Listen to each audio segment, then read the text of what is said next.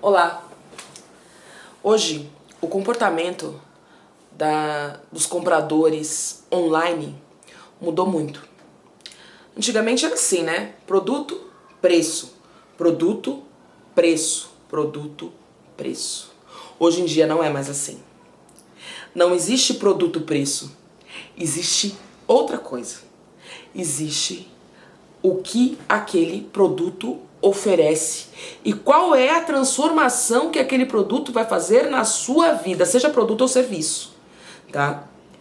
Antes de você falar o que você vende, você deve falar todos os benefícios em que aquele produto, mesmo sem falar o nome, todos os benefícios, todas as transformações, a grande transformação que vai trazer para a vida do teu cliente.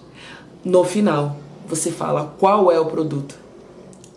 Quando você falar qual é o produto, qual é o serviço que você oferece, ele já vai estar convencido de que ele precisa do seu produto ou serviço.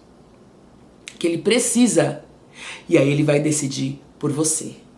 Mesmo que você tenha concorrentes similares a você, a partir do momento em que você deixa clara a transformação que o teu produto ou serviço vai fazer na vida do teu cliente, é aí que você fecha uma venda. E é aí que você pode fechar milhares de vendas na escala. Lembre-se disso, na escala.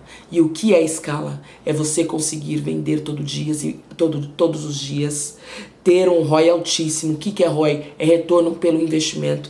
Ter uma lista de lead riquíssima. O que é uma lista de lead? Lista de lead é uma lista de possíveis clientes que querem comprar o seu serviço ou produto, que se interessaram pelo que você oferta. Isso é uma lista de lead. Então, é extremamente importante que você anote. Quando você for fazer uma abordagem, um texto de venda, um vídeo, é importante que você fale o quê? É importante que você fale quem você é, o que você faz, quem você ajuda a fazer o quê, qual é a grande transformação que você vai levar para a vida daquela pessoa através do seu produto ou serviço. Aí você fala qual é o produto ou serviço que você oferece. Valeu a dica? Se você gostou, dá um clique aqui no canal, ativa o sininho para você receber sempre os novos vídeos que eu vou postando aqui. Grande abraço!